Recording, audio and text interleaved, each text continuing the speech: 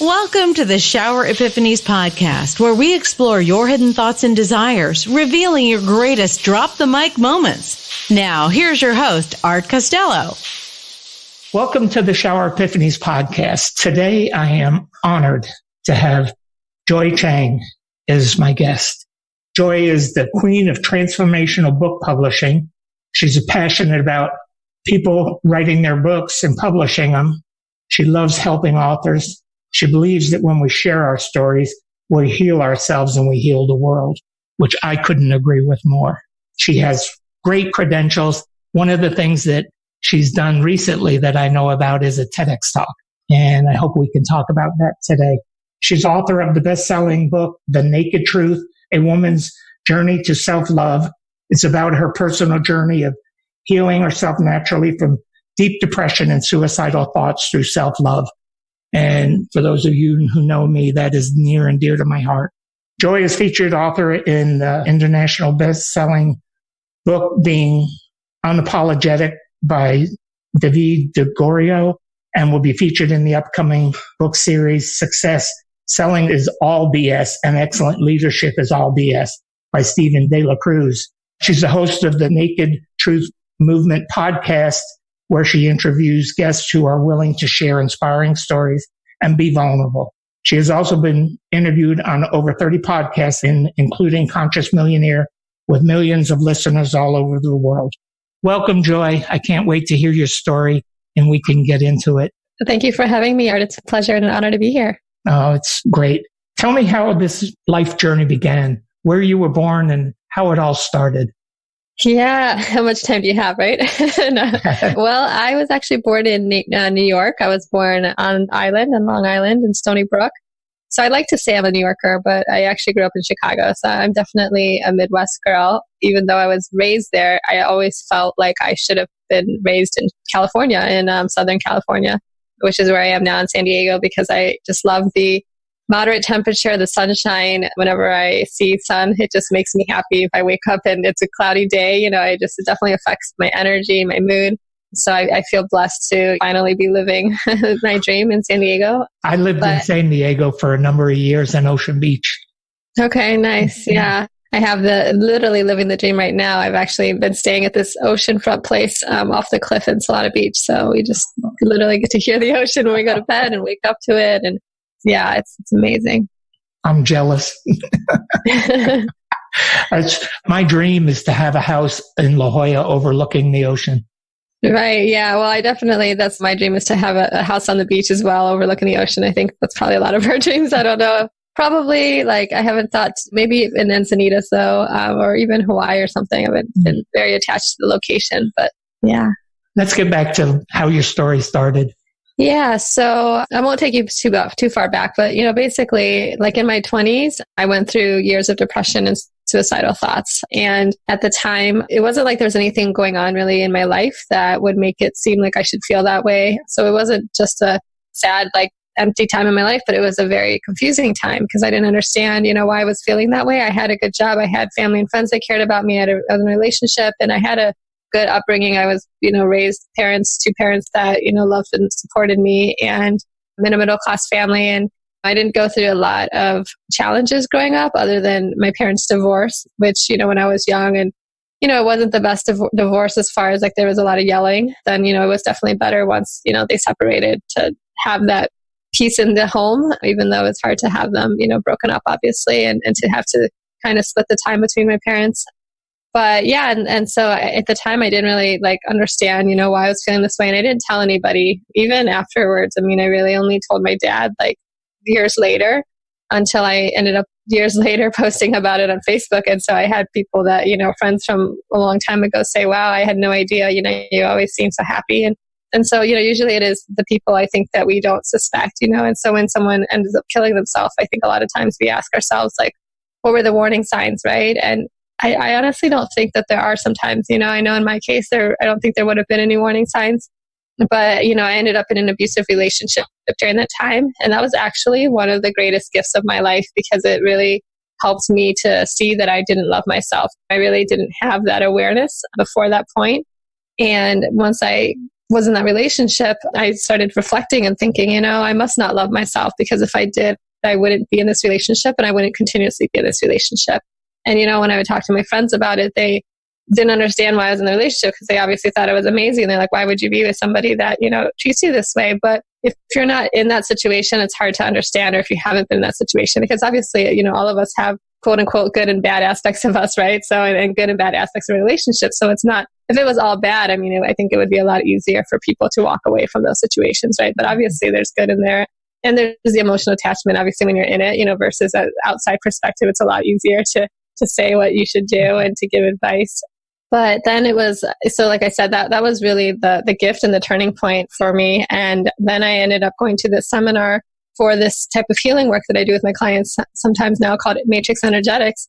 And it was actually through that abusive boyfriend, he introduced me to that work. We went to that seminar together.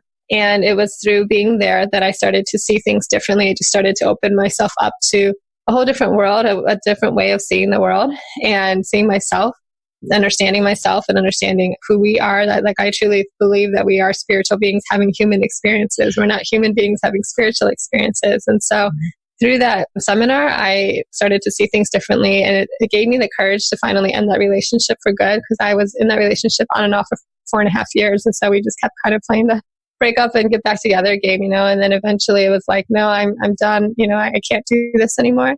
And I also made the decision, realized that I needed to learn to love myself. And so I made the decision to end that relationship and to learn to love myself. And after I did that, the universe started bringing opportunities into my life to support me in that decision. The need to have closure in any given situation is sheer human nature. And when it comes to romantic relationships, this desire skyrockets. Has your previously failed relationship left you in immense pain? It's not uncommon for people to shy away from a new relationship after their first one fails miserably. The fear of the unknown makes them hide in a shell to prevent any future heartbreak. Relatable? Despite wanting to love and be loved, you can't take the plunge if your mind and heart are still locked somewhere in the past. Maybe you aren't aware of the power of releasing the past, or perhaps you don't know how to do it. Art Costello in his online course teaches the art of moving on from bad places to happier, more stable ones. This course can change your life for good, helping you beat all kinds of negativity on the road to eternal bliss.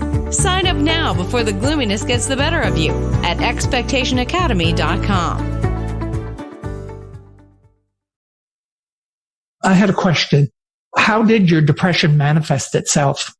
So I guess I would say, I was never actually diagnosed with depression. I didn't go see a therapist. I didn't take medication. That's why, I think you described, or in my bio, you shared that I healed naturally from it, because I definitely did not take medication, and not that medication can't be helpful or therapy can't be helpful for people. It wasn't my path. And what I did find was through community as well. That was a big piece of my healing, was to love myself through community. But for me, I was able, I guess you could say, maybe a functional depressive person. I did function, but I had a hard time getting out of bed. And I would just have thoughts like, when I would cross this bridge on the way to work, I would think, what would happen if I jumped off this bridge? And so I would have a hard time getting out of bed, but I still would get out of bed and I would still go to work and be able to function. It was this feeling that I had, and I couldn't even honestly imagine getting old, because I just couldn't see myself living that long. It was just so hard for me to think about getting old, because I'm like, I can't see past, I don't know, a year or this present moment very far, I don't know if that makes sense, if you've had those thoughts or been in that space. But yeah. I think that what you just described is so prevalent in our culture that we really have an opportunity here to help people, because what you described is what so many people experience every day. They go through it. So I don't think that there was anything abnormal about it. Those are normal feelings that we have. It's when we let them control us to the point where you can't get out of bed and you stop functioning, doing things and all that. We have these thoughts that go through our brain all the time. Being a veteran, and having all the challenges I had going through Vietnam, I saw a lot of guys that they would start doing things that were not safe and not putting thought into it. And because they were depressed and they didn't know how to handle the situation. So I think that what you described is really important. What I really want to focus on now is how you got out of that, how you healed yourself. Right. Because we all have to do that. We all have to do that every day because there's stuff that just goes on. It's life. And sometimes you want to throw the towel in. Sometimes you want to stand on top of the hill and cheer. Hopefully we have way more moments of cheering. One of the things that I want you to address too is you started at the end when you were talking about you couldn't see the future and you didn't see the future. I live in the moment because when you live in the moment, it's the only thing that you can control now. So for me, that is really important. You learned to live in the moment, or did you kind of meld looking forward and ahead? Did that keep you going? Yeah. So I know that's kind of two different questions, but well, I don't know which one we want to talk about first. I think, so the first question around what helped me, so I know I said a little bit as far as the community piece, but yeah, there are several things that the universe brought into my life to really support me in learning to love myself. And it was actually through self-love that I was able to heal from the depression and suicidal thoughts, which you might think, like, how could that? Because most people that, when you think of someone being depressed, you probably think they're sad, they're not happy, and they should just be happy or something. And so but it's actually not about being sad. I heard someone say that one time that depression is anger turned inwards. So when you're depressed, you're actually not sad, you're angry at yourself, but you might not realize you're angry at yourself. I know that I didn't have that awareness at the time. And I projected it onto other people, and I thought people didn't care about me, which I think is the common thing, which is why maybe when people, if they do decide to end their life, that people can look at that and say, well, why were they, that's so selfish, but they're not even in a space to think of other people, right? They're just in so much pain that they just want to end their pain, and they may not even want to kill themselves and die, but they just don't want to feel the pain anymore. So I think because depression is anger turned inwards, then it would make sense that loving ourselves would be like the end to that, right? So for me, it was actually when I shifted the focus to loving myself that I was able to then look back and realize that I wasn't feeling depressed anymore and I wasn't having those thoughts. So yeah, there are several things that supported me. One of the first things that helped me that I learned at the seminar was, and this is actually when I think about your show and I was thinking about your name, Shower Epiphanies. And, I really love that name. I just wanted to share that because I think we had talked about this before, but I know that sometimes I'll have, when I'm sitting in meditation, I'll ask for guidance, and I don't usually get an answer in that moment, but then it usually comes like in the shower when you're not expecting it, right? All of a sudden something will come to me and I'll be like, oh, that's the answer. That's the great idea I was looking for or something. So of course, sometimes it's hard to then, I'm not so good at like writing those things down. So to remember or, to say, okay, this happened in the shower. But I love that name because that is totally what I think of, and I've had that experience. But yeah, so I think that one of the epiphanies that I had was I realized that I had these beliefs that were putting conditions on my happiness. So there were a couple beliefs in particular that I was having. One was that if I just got married, I'd be happier. And the other belief was that if I was single, I'd be miserable. And so I just started to question those beliefs. I said, well, how do I know that being married is going to make me happier? I mean, there's a 50% divorce rate in our country. So there's probably a lot of people that are married that are not happy, right? There's no guarantee that when you get married, you're going to be happy, right? And then how do I know that being single is going to make me miserable? What if being single was the best thing that I ever did? And so I had this fear of being alone, of being single. I had gone from one long relationship to another. I had this pattern of going from one relationship to another and really staying in relationships longer than I should have, not being really happy, but just being afraid of being alone. That, went back to my childhood. So when I started questioning those beliefs, it really just gave me the courage to then, it just created space for me to think of a different possibility that maybe this belief I had wasn't actually true, right? That just because I had this belief didn't make it true. And so by questioning those beliefs, I was able to then, it really gave me the courage to end that relationship. So that's a really powerful practice that kind of just came to me. I don't know that, it was in that kind of space of that healing work and that seminar I went to, but I think that I just kind of came up with those practice. And then a couple other things that were really supportive as well. I found this Facebook group called 100 Days of Self-Love. And so every day I would post one thing that I loved about myself in that group, and I would write in my journal. Sometimes I'd post it on my personal page as well. And that's really powerful because, doing anything, when you do it consistently over time, then it's going to yield results and actually shift the way that we think, because so many of us are not so kind to ourselves, right? Like we have negative thoughts about ourselves. We put ourselves down and we're so much more mean to ourselves than we would be to anybody else, right? And so to start shifting that, and so that hopefully becomes more of an automatic to think positively about ourselves, right? But that's not something that comes overnight. With that practice to recognize that, we already do love things about ourselves now. It's not something that we don't already have, and to start with what we already do love, because there's probably things that are easy for us to love now. So maybe it's physical traits, maybe it's our eyes, maybe it's our hair, maybe, whatever, or maybe it's a personality trait. But there's something that we already love about ourselves, right? To start with those things. And then the goal is to eventually get to a place where you can love not just the quote unquote good aspects, but really like the shadow aspects of ourselves, right? Because I do believe that loving ourselves means that we do love all of us, right? So not just the parts that are easy for us to love, but the parts that are more difficult, the parts that maybe we don't want people to know about us, right? To embrace that and to say like, that makes me who I am, and to know that like all pieces of us are welcome and needed, and that that they do all serve a purpose. And then another practice that really supported me was another Facebook group I found called What Am I Grateful For Today? So kind of similarly, I would write down one thing I was grateful for, at least one thing every day, and also post it in the group. Again, that just shifts our mindset, because when you're depressed, a lot of times you think you're focusing on what's missing in your life, right? Rather than what you have to be grateful for. So when we start to look at what do I have to be grateful for today, obviously we get more to be grateful for. And it's amazing too. It just really is a great reminder that no matter what's going on in our lives, no matter how shitty our lives look or feel, like there's always something to be grateful for, right? And it can even just the most basic, being able to, be with you right now, right? Like it's amazing what technology has given us the ability to do, and have shelter and food and clothing. So many things that people in the world don't have, to really appreciate what we have. Mm-hmm. One of the things that you talked about there was mindset. And I believe that having mindfulness about what we're wanting and what our condition is, and I call it mindful perspective of self. And when you have that and you start focusing and having gratitude for all the good things about you, it does change you. It absolutely does.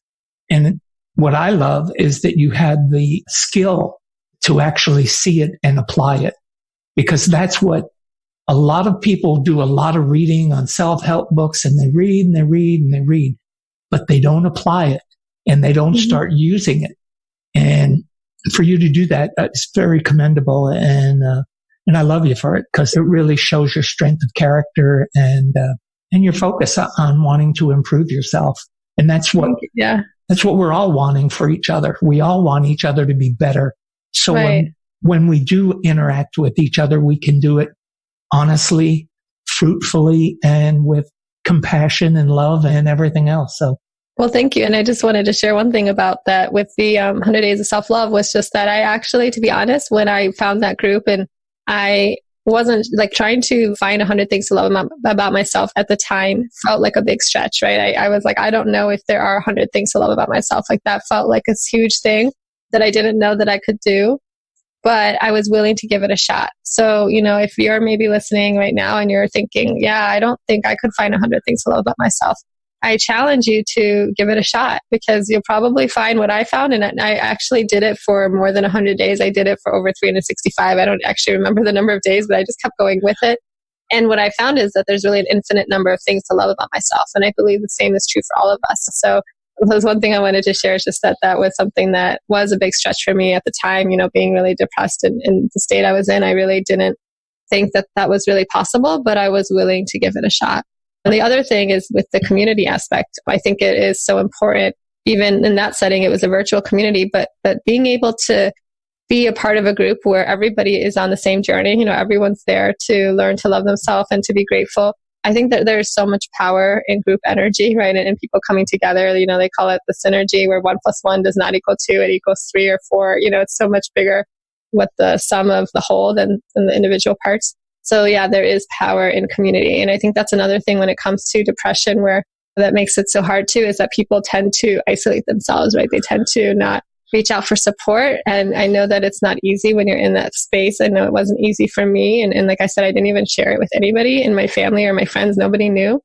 But these communities I found online really supported me. So to know that if you're in that space, that you can find communities, it doesn't have to be in person. It can be virtual if that feels safer. Women's circles, like in-person circles, was also something that helped me in my journey as well. And asking for support was a big thing, right? To reach out and to recognize that I can't do it alone, and that we're really not meant to do anything. Like, why do we have a culture, especially here in the US, that I think is very focused on being independent and doing things yourself, right? Versus the fact that in other cultures, they do a lot of more things together as a collective, right? And a tribe. And to know that I believe that's how we're meant to live is communities, not like a solo, I agree. And I think that what happens within our culture is that it becomes safer to isolate than it does to be a community. And, with what's going on in our country right now, with the political divisiveness that there is,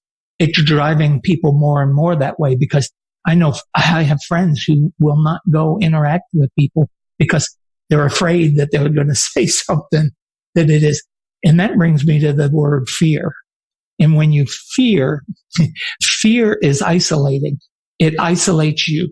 And you've got to have the expectation that everything's going to be all right. I talk about faith a lot, and faith not being in the religious sense, but being in the sense of just that no matter what goes on and what happens, we're always going to be okay if we think we're going to be okay. If we don't think we're going to be okay, we're not going to be okay.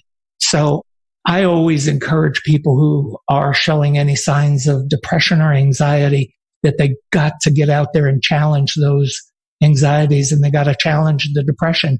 And the only way you can do that is through community and going out. And it's kind of like Pavlov's dog, once you start doing it and you get that reward of interaction and you get a little bit more reward each time you go out. Right.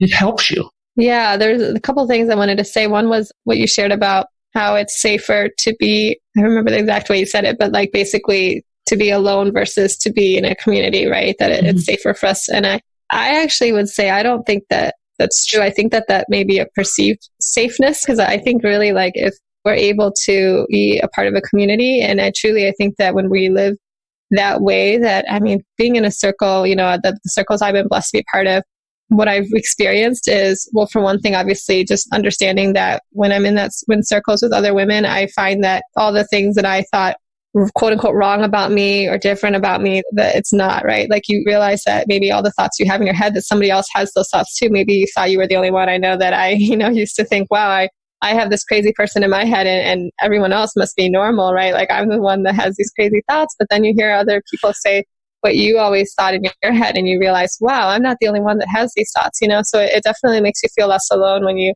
are able to find those communities. And also, I think that when we're in those communities, then it's like any issue that there is, like there's already the answers in that community. Pull all of our resources, all of our gifts, everything that we've got. I think that everything is available when we come together. I think that what I was saying is exactly what you just said, but I think what I was trying to put across is that when people isolate themselves, their thought is that they're protecting themselves, that's comfortable.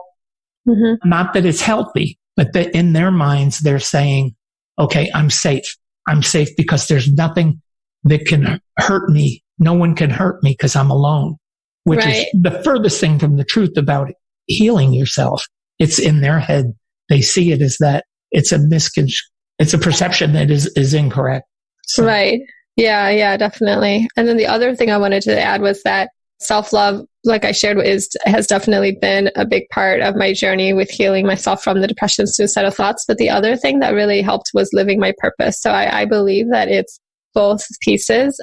And that's why, sometimes we see these people that, celebrities, and seem like they're living their purpose and thinking maybe, and it seems like, wow, they have it all, right? They've got the fame, they've got the money, they've got all these things, and yet they killed themselves. Like, why did that happen? And I can't say, like, I don't know the whole, story. So I don't know if there was drugs involved in that. I think that definitely can play a part in it. Mm-hmm. But it could also be that, especially when you're in such the public eye like that there can be a lot of pressure, right, to be a certain way. And it's really hard to then admit that you're struggling, right? So maybe they weren't really loving themselves in sharing their struggle, obviously. So I think I know for me that both of those pieces were really critical for me in my journey. So just know that you're listening and you're thinking, well, maybe you do love yourself, but you still don't, feel like something is missing, that to consider, like, are you doing what you're here to do? Because I do believe that we all have a unique purpose, that we all have gifts that we're here to share with the world. And honestly, if we all were able to just focus on that, the world would be a much better place, right? Like, I think it can be so easy to, especially when we're empathic and we care about the world, to get overwhelmed by the world, right? Because there's so much going on in the world, and to think like, what can I do and how can I solve all these issues? And to know that I don't think it's actually our job to fix all these problems. Just focus on what you're here to do, because if we all did that, I think everything would be so much better, right? Because we are designed to do something. You have a unique purpose that you're here to do. Live up to your own expectations. I mean, that's really what it is, because, when you live up to the expectations of others, you're not living you're not living. You're living through them, not yourself. So that's why it's so important to set your expectations at your core of what you want, what your purpose is. And I do a lot of work with that with people on identifying what they want and how to get there through their expectations, because we see, like I was saying before, we see our expectations through faith and fear. When you have the faith that everything's always going to work out. I say it to my kids all the time, and I say it to my clients all the time. Today is going to be okay. Tomorrow is going to be even better. As long as we keep having the higher expectations at our core and we keep meeting them, things will always work out. It's when you get other people's expectations thrown into it and you try to live to them, you don't live your life. Right. And that's sad. Yeah. And I think there was a couple things that I was going to share, and I hope I can remember them now. I wanted to get, I was like, I want to get back to that, because I know there was the other question you asked about. That was a really good question about like whether, I found myself, I think, focusing more at the future or being able to live more in the present. And I think that, I did. I think through my journey, and I have found that I definitely think when we focus on the present moment, it's really hard to be anything but happy, because unless something just really did piss you off in that moment, like otherwise, usually if we're in the past, we're focusing on something we're sad about, regret, like something that maybe happened in the past that we wish maybe it was a relationship that we're still holding on to, or, it's like something from the past. You can look back and be happy about the past. I'm not saying you can't do that, but a lot of times, we might be feeling sadness or regret in the past. And then when we're focusing on the future, we can feel a lot of anxiety around the future, right? Because it's something that isn't here yet. So that's why I think being in the present moment is so important. Like you said, that's all we have. And I went to a retreat where the retreat's called Present Moment, because the woman that co-founded it, she needed that reminder for herself, right? To be in the present. And that place is just, the energy there is amazing. They have Wi-Fi, but you don't even want to be on it when you're there. You just want to be there. And it's on the beach, and it's just this beautiful place. But really the energy is what makes it so special. So I definitely agree with you that. And then, of course, it is a practice, right? I can't say I'm 100% perfect at being in the moment all the time, but it's something that just continual thing to come back to. And I actually found for me, when I started taking Latin and ballroom dancing lessons, I did that for 3 years. And actually, one of the things I realized was, I thought, why do I love this so much? And one of the things I realized is that actually, I think when I'm dancing, that is like pretty much actually the only thing, or very few of the things that I ever do where I'm really in the moment, where it actually kind of forces me to be in the moment. Because if I try to think about the moves, I'm going to be behind the music and the beat, right? So I literally can't think and move my body quick enough. Like my body, if I allow my body to just do what it knows it needs to do, trust that my body knows what to do. And of course, it also, being the woman, it's a lot easier, because if you have a guy that can lead you and know what he's doing, and as long as you know how to allow him to lead, which is not easy as women, let's be honest. A lot of us like to be the leaders, like to be in control. And so it is hard to let somebody lead. But if you can allow that person to lead and be a good follower, then it's, really easy as a woman then to just enjoy being in the moment. And so that's what I realized, that's why I love it so much, is because it actually forces me to be in the moment. And when I'm in the moment, there's really not a lot other than joy to experience. Has anyone ever inspired you to discover a happier, healthier, and more fulfilled you? It is a magical experience, isn't it? Inspiration is indeed very powerful, yet it's often undermined. It can lift you from the ground to the sky in no time. Have you ever thought about returning the favor by inspiring the people around you? If you don't think you have it in you, we have good news for you. Art Costello's online course has everything you need to learn to supercharge yourself and shape your character into a powerful personality. Get ready to discover your strengths and unleash the creativity within. Don't believe it? Check it out yourself by signing up for this life-changing course at expectationacademy.com. That's expectationacademy.com.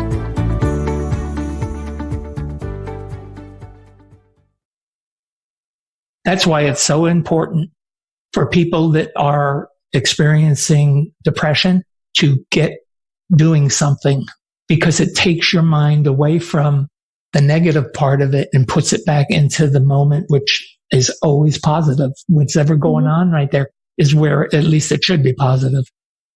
And physical activity is so important for part of the healing process of depression.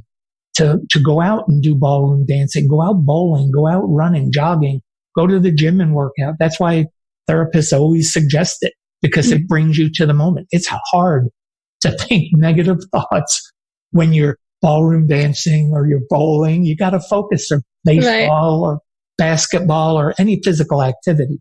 So that's important. And it's also things that are fun for you though, right? Because honestly, I was actually working with a trainer. I was exercising, regularly. I was going to do yoga and I was going to meditate and I was still feeling depressed. And I know like everyone's journey is different. I know a friend who said yoga saved her life. It really helped her through her depression. But for me, that didn't actually work. It was these mindset pieces in the community. It was all these other aspects. With that, combined, I think that really supported me. But I agree that doing something that makes you happy, that brings you joy. My happy place is the beach. So, I'm fortunate enough now to be able to go anytime. When I was in Chicago, this was when I was feeling depressed. I was in Chicago. And so it's a lot harder to access the beach physically on a regular basis. But definitely, do things that bring you joy. And I remember the other thing I was going to say was when you were talking before about fear and faith, that I think I definitely agree that we create our reality through our expectations, right? And what we believe, and whether we believe everything works out or not. But also that when you're living from that place of faith, it doesn't mean you're not going to have fear, right? Because we're still convinced.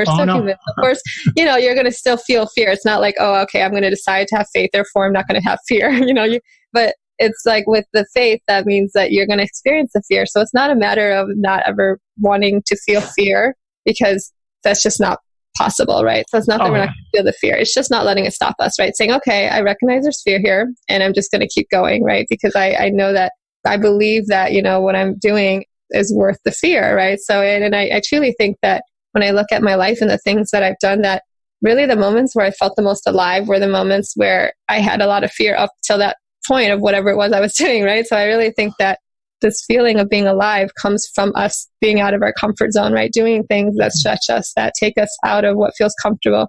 And honestly, it's not an easy thing, because I think we are so wired for comfort, right? Like we want to be comfortable, right? How many of us would purposely make the temperature in our house really cold or hot? Like we always try to do things to be comfortable. We want to feel comfortable, right? But that's not how we feel alive. Well, yeah, I think that the greater the challenges that we have, the more rewarding it is to us and our psyche. If we always lived in comfort, we wouldn't get much accomplished. We wouldn't do any personal growth, because the most growth that I've ever experienced are through the most challenging times that I've had. 9 years old when I was abandoned, in Vietnam, and the loss of my wife in 2006 to ovarian cancer. All extremely challenging points in my life. But I learned so much about life and living, and it gave me such strength and perspective to live in the moment. And it's hard for me to even verbalize everything that I learned, experiences that I've had. Because I believe everything that we do in life is meant to teach us lessons. And it's when we shut those lessons out that we do the most harm to ourselves. When we take them, and every one of those experiences I just mentioned, I look at as a learning experience. It was an experience for me to learn something about myself, about others, and move on and just live. I'm going to do that until the day I die. Right. Yeah, I agree. I just want to live. And I agree. I definitely think everything that we experience, that there's a lesson there. And I think the truth is that if we try to shut out the lesson, in my experience, it just keeps coming back, right? It might show up in other ways, like in different ways of the universe. It's like it actually really wants to support us in growing, right, in our evolution. And so if we don't learn a lesson, as I don't know about you, but I know I've had that experience, right, where you're like, something happens and then something happens again, and you're like, why does this keep happening? Because there's obviously a lesson here that you haven't gotten, right? And so you always have to get the lesson. And once that's how you know you've gotten the lesson, when something doesn't keep kind of showing up I was just thinking when you said that, I was trying to think back in my life, what is there that I have not learned from and had it repeat itself? And, I can't think of anything because I do look at everything as a learning experience. And maybe that's why it doesn't repeat itself. Wow. Yeah, that's pretty amazing. Because I will say, I can't say that I haven't had lessons repeat themselves. But I think that, that's to know that if that is happening, that just means that and also that I believe growth is a spiral, that it's not a linear process. So it's not just from like point A to point B and it's not a straight line. It's a spiral, which means that you'll end up probably coming back to places where you feel like, wait, I thought I healed this, right? And it doesn't mean that the work that you've done didn't work. It just means there's another layer, right? There's more layers to uncover. And so I think that, I had a mentor that shared that with me. And I think that's really true. I do believe that growth is a spiral. It's not a linear process. So I know that's been my experience in my life where things have, kind of come back around. And I think, wow, like I thought I learned this already, but I did, there's more that's coming up for healing and just an opportunity to look at it. And you mentioned earlier, like with my TEDx talk, I mean, that definitely was the next level thing for me to do. And that brought up, like I posted on my Facebook page when I was getting ready for my talk, just all that came up around that for me and how it was really my talk was about self-love. And it was really an opportunity to love myself more, and to see how, really not, I could have gone one of two ways, right? I could have either like let that defeat me and go, yeah, who am I to do this? And honestly, I was close to just saying, you know what, like calling these people and saying, I'm sorry, but I can't do this. You got the wrong person. I'm not the person to do this, to be honest. Like it was one of those things that brought up so much stuff around like, my life's not perfect. I still struggle. Like, who am I to give this talk? But then I had to say, wait, this is my purpose. I know that I'm here to teach and embody self-love, that this has been my journey. And I know that there is no destination, that it's not about being perfect. It's not about having a perfect life. It's not about never struggling. And it's actually, that is part of the message is that, when we love ourselves, that it's an ongoing process, that there's still moments where we're going to struggle. And that's what the tools are there for, right? And to know that like it's a never ending process. So it was actually really beautiful to, even though it didn't feel good in the moment, of course, but to go through that process and to recognize that, wow, like this is all part of my message to share with people, right? And that this is happening so that I can love myself even more, to show more compassion for myself and to realize like, no, of course, this is what I'm here to do, that I am. If I wasn't meant to do this, I wouldn't have gotten the talk, right? And sometimes we have to honestly borrow other people's belief, right? We may not have our own belief in ourselves and to know that, okay, well, these people that chose me to be the speaker at their event, that they believe in me, right? So even if I'm not believing in myself in this moment, I'm going to borrow their belief because I don't think that they would have somebody on the stage that's not going to do a good job, right? Because then it looks bad on them. And so they have faith in me, even though they barely even know me, but from what they saw, my application, what I sent to them, that they have enough faith in me to know that I can do it. And truly, I knew deep down that I could, but there was a lot of, on the surface that I had to kind of clear up before I could get there. Wasn't your trip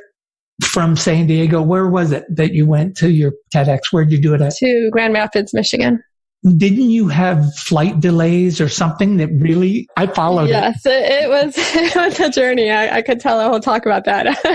But I don't know if, like the whole thing around does the universe test us, like whether you believe in that or not. But if that's true, I mean, the universe was definitely testing my commitment to my purpose. And because it was a journey. I mean, literally a physical, like I traveled for almost 24 hours on 4 hours of sleep and I barely had any coffee. I was trying to not drink coffee because I try not to drink coffee, but I did have to get a matcha latte, I will admit, at Starbucks at the airport just to hold me over because I was afraid I would fall asleep and miss my flight because I had a 7-hour delay in Chicago.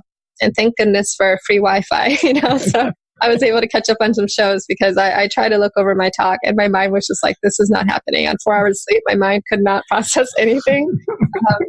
But yeah, it was one of those journeys where I was, and as you saw, you're following it. I know so many people were rallying for me and that was so helpful because I was like, you know what, another opportunity to ask for support, right? Like I could just try to do this on my own and trust that, and I know I'm powerful and that I have powerful angels that would support me, but I was like, why do this on my own? Because I know that collective energy is so powerful. And so why not reach out and tell people what's going on and get the support? Because again, at the end of the day, what I always come back to, it's not about me, right? It's so easy. And I think that's another thing when it comes to depression is that we end up focusing so much on ourselves. So when we're living our purpose, to remember that it's not about you, right? It's a continuous thing too. I think for me, especially, I always come back to that place of when I'm struggling, what am I focusing on? Because most likely I'm focusing on myself, right? When I'm focusing on others, I feel like there's less struggles there because I don't know, it's just like, it's so much easier when I shift the focus, when I recognize that this talk is not about me.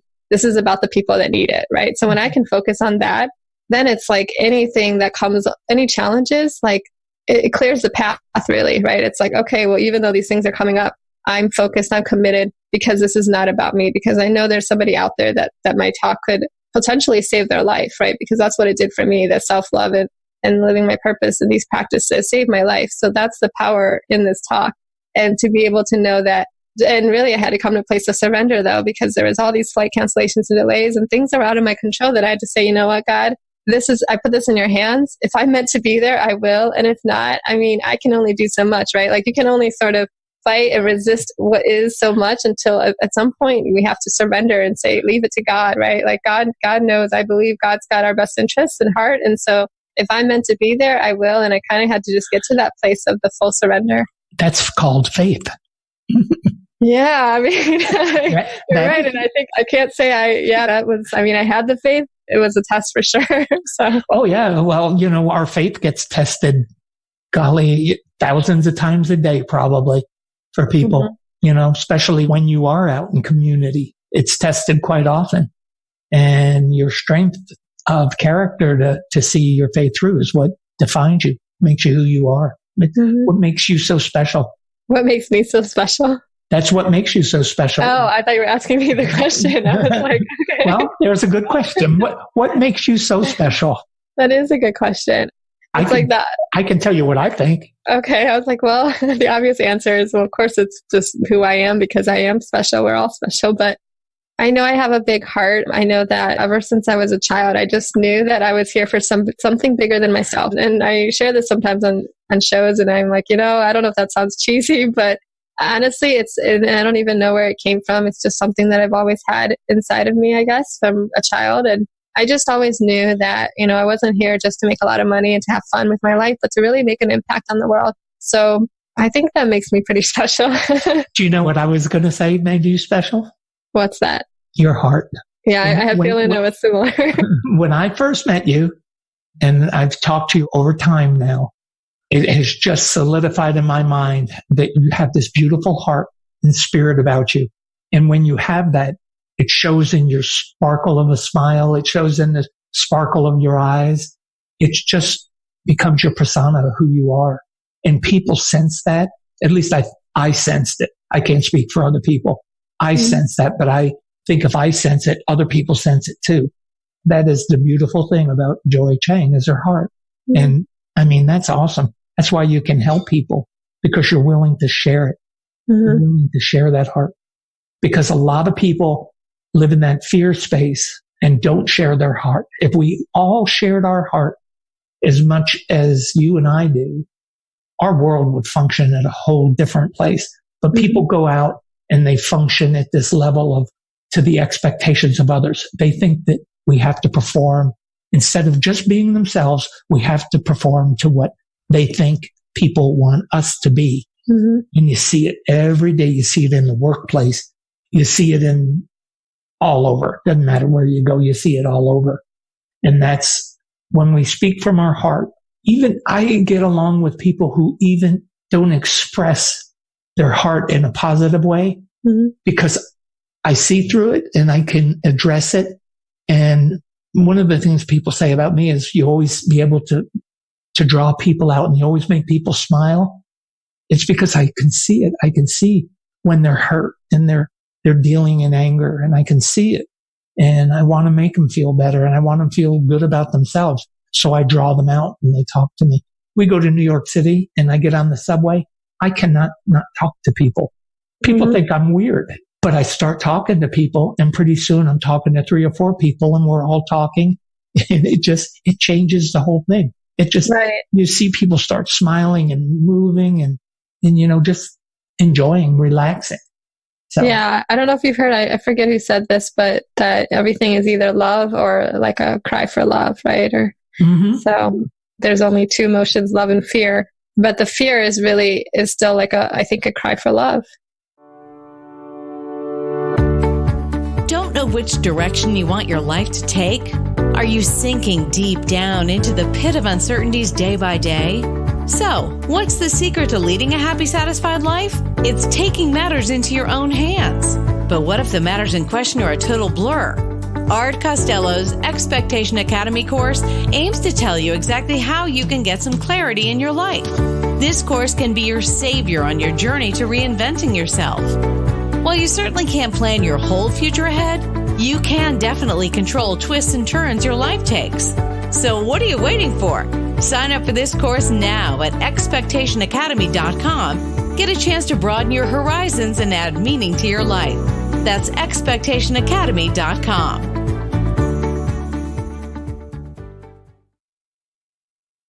Yeah, I think that every human being craves two things. One is to be heard, and then the other is for validation. So I call it love and validation. People want to be loved and heard and want to be validated for their thoughts and actions. Mm-hmm. And those are the two human traits that are craved the most by people. And if you can meet that in people, you can win them over. Make them love them and just validate their feelings. And it comes through listening and all those things. So yeah, and I agree. And I think that's why, being in a circle of people is so powerful. That's exactly the experience that I received being in circles, was that it was an opportunity to be heard, right? To finally be able to share whatever was on my mind and not have people judge me.